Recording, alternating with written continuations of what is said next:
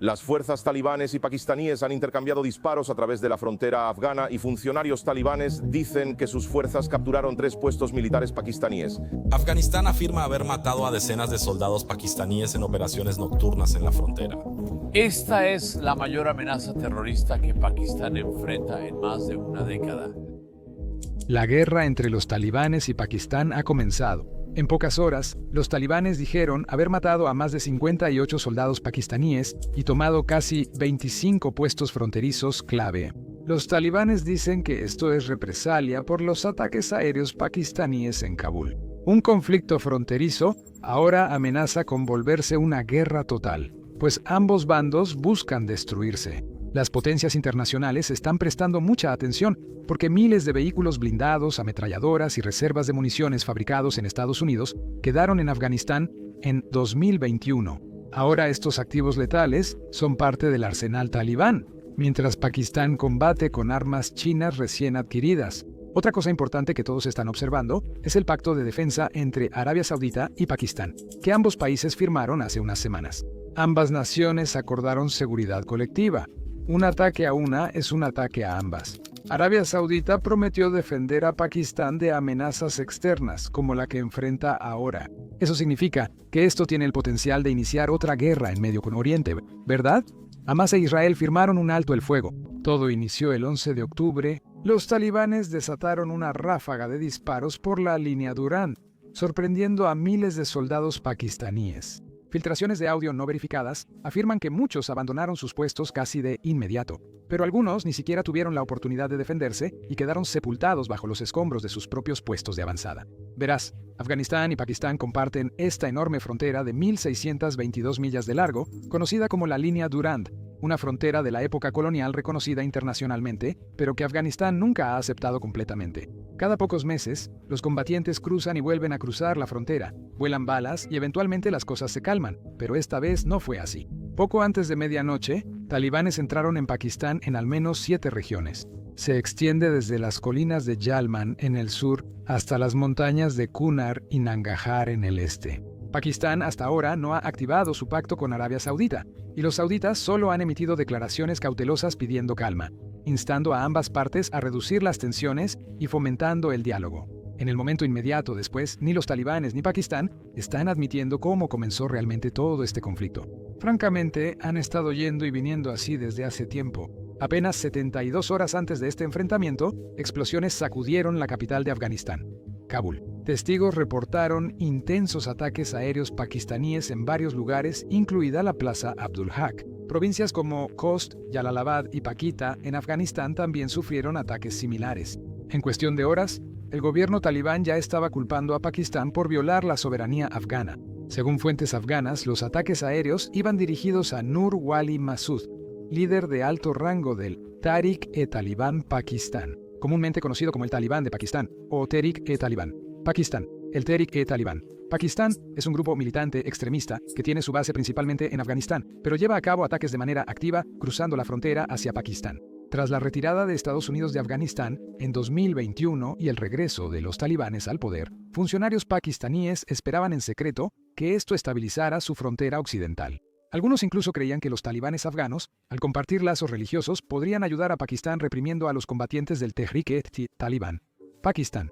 Pero en cambio, ha sucedido exactamente lo contrario. Los talibanes pakistaníes se hicieron más fuertes, más audaces y se convirtieron en una amenaza mayor que nunca antes. Tras 2021, cientos de combatientes de los Tehrik-e-Taliban Pakistán antes ocultos o inactivos regresaron en masa a la franja tribal de Pakistán. Muchos de estos militantes habían pasado casi una década refugiándose en Afganistán, desde que el ejército pakistaní los expulsó mediante fuertes ofensivas militares en 2014, pero ahora la situación es completamente diferente.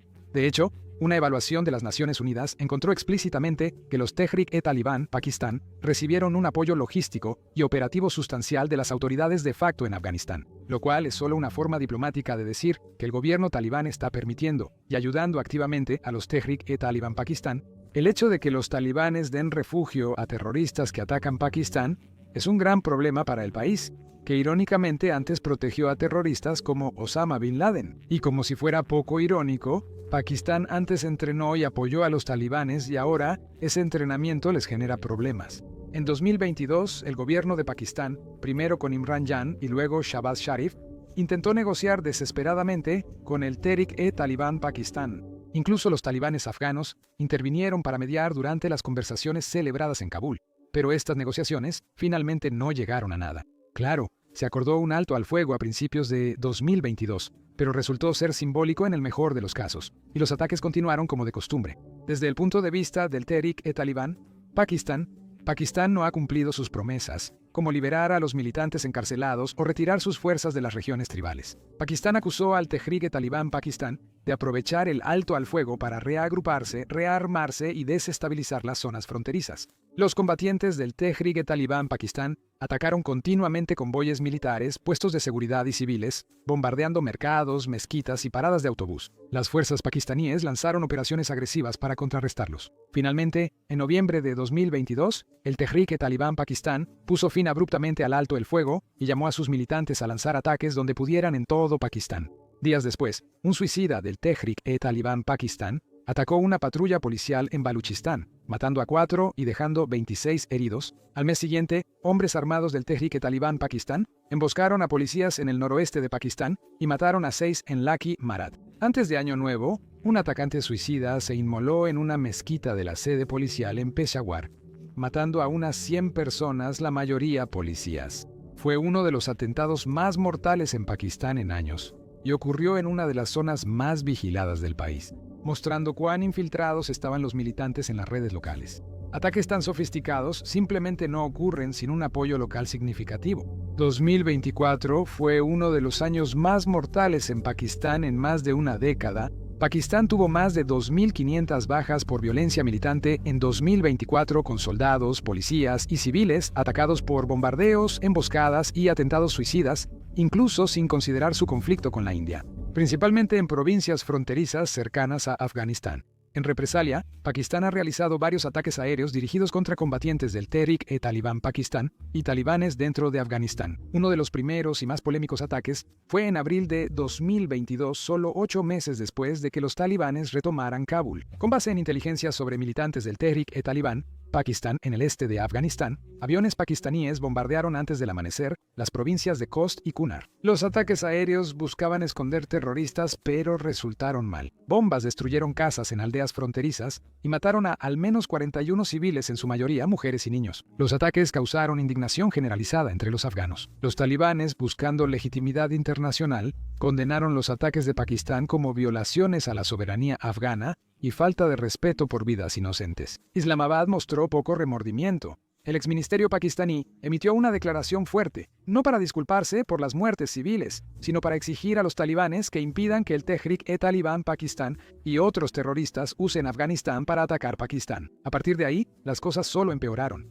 Durante el siguiente año y medio, esta violencia de ojo por ojo se intensificó casi cada mes. Para finales de 2022 y 2023, los ataques aéreos pakistaníes dentro del territorio afgano se volvieron cada vez más comunes, mientras que el lado afgano respondía con tiroteos, emboscadas y bombardeos que se convirtieron en sucesos casi diarios a lo largo de la frontera. Las raíces del odio entre Pakistán y los talibanes van más allá de los ataques aéreos recientes. Para entender completamente por qué hoy están enfrentados, tienes que regresar hasta el año 2001, cuando Estados Unidos invadió Afganistán después de los ataques del 11 de septiembre, para desmantelar Al-Qaeda y eliminar al régimen talibán que protegía a Osama Bin Laden. En la década de 1990, Pakistán en realidad había sido uno de los mayores partidarios de los talibanes, no necesariamente porque estuvieran de acuerdo con su ideología extremista, sino porque veían a los talibanes como algo estratégicamente valioso. Un Afganistán controlado por los talibanes significaba una influencia significativa de Pakistán sobre su vecino, pero el 11 de septiembre cambió todo eso. De repente, bajo una intensa presión de Estados Unidos, Pakistán se vio obligado a tomar una decisión, y como era de esperarse, Islamabad cambió de bando de la noche a la mañana. Pakistán abandonó a los talibanes, abrió su territorio para las rutas de suministro de la OTAN,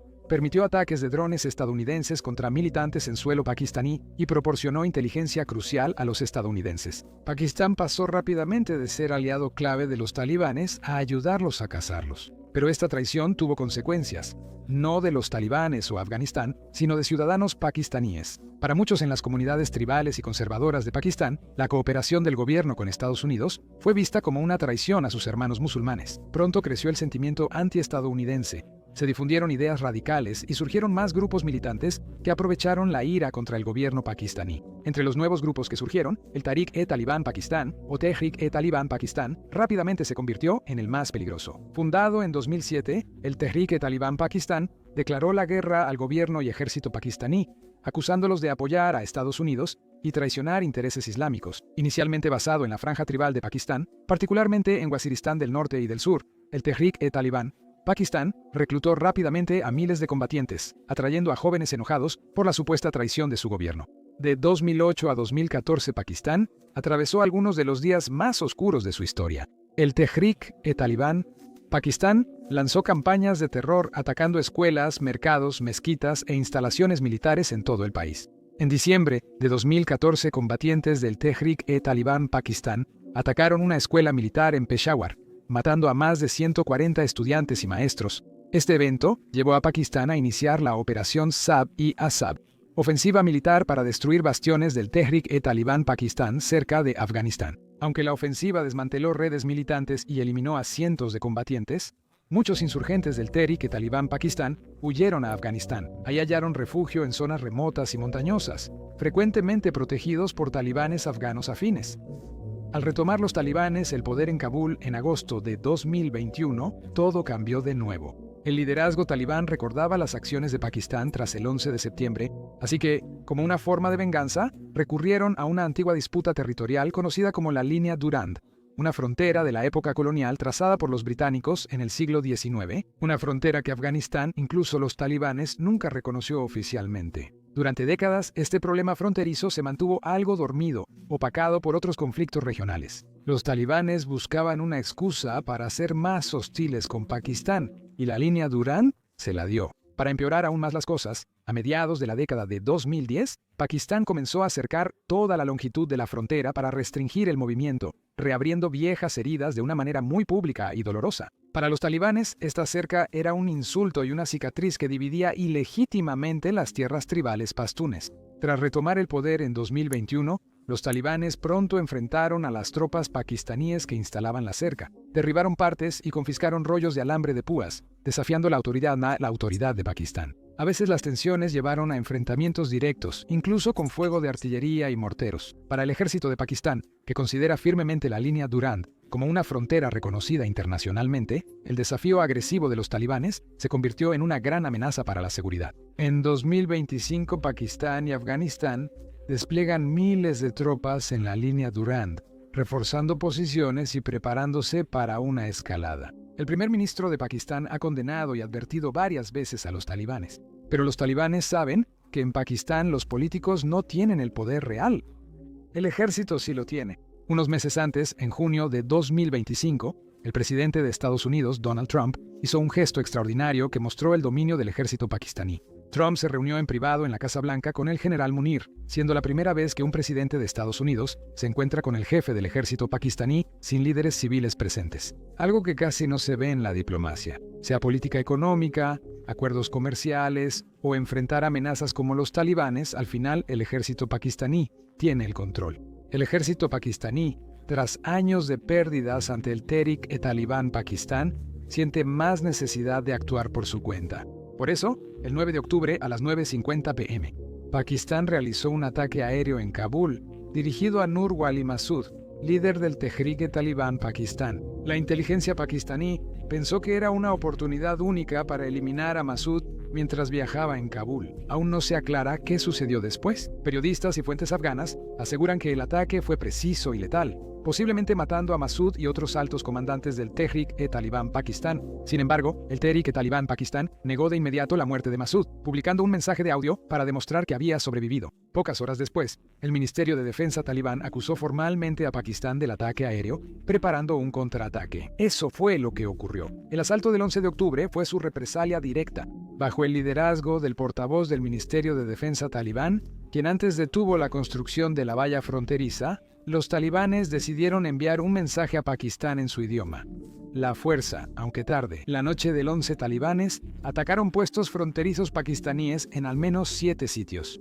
Inicialmente, las autoridades pakistaníes guardaron silencio sobre sus bajas, pero después de que fuentes vinculadas a los talibanes empezaron a presumir en línea sobre decenas de bajas pakistaníes, Islamabad se apresuró. No buscan ganar la pelea, sino controlar la narrativa en redes sociales. Incluso los talibanes no han revelado sus bajas. Ambos bandos sufrieron grandes pérdidas, principalmente por el factor sorpresa de los talibanes. Aunque usan retórica dura, los talibanes afganos no pueden sostener una guerra convencional contra el ejército bien equipado de Pakistán. Pakistán sabe muy bien que presionar demasiado agresivamente a los talibanes corre el riesgo de colapsar cualquier cooperación y desestabilizar aún más su frontera occidental. El conflicto, el resguardo de militantes del Tehrik-e-Talibán Pakistán por los talibanes, los ataques aéreos de Pakistán y la disputa por la línea Durand siguen sin resolverse y son explosivos. Esto indica que cualquier desescalada ahora sería temporal. Solo una pausa, no una paz real. Si este conflicto pronto se convertirá en una guerra total, es incierto. Pero algo que sí sabemos con certeza es que China tiene mucho que perder, sin importar lo que pase después. Pakistán ha sido durante mucho tiempo el aliado regional más fuerte de China, estrechamente vinculado a través de décadas de asociaciones estratégicas, apoyo diplomático y miles de millones de dólares en inversiones económicas. Pero para China, los talibanes podrían ser futuros aliados. Afganistán posee grandes reservas de minerales valiosos como litio, cobre y tierras raras. Justo los materiales que China necesita para producir y exportar tecnología avanzada, autos eléctricos y teléfonos inteligentes. Desde la vuelta de los talibanes a Kabul, China ha reforzado sus vínculos con ellos con apoyo financiero, inversiones y respaldo diplomático. China busca seguridad y acceso preferente a los minerales de Afganistán. Empresas chinas, respaldadas por su gobierno, ya han comenzado a explorar operaciones comerciales en todo Afganistán, con la esperanza de asegurar el control de los recursos, clave para el futuro económico de China y su competencia tecnológica con Estados Unidos, dejando a China entre dos alianzas incómodas. Si Pekín apoya abiertamente a Pakistán, podría arriesgar su relación con los talibanes y perder recursos afganos. Por otro lado, si China apoya abiertamente a los talibanes, significaría traicionar a Pakistán, un aliado de confianza en el que China ha invertido decenas de miles de millones de dólares. Para China, es una clásica situación de perder-perder, y lo saben.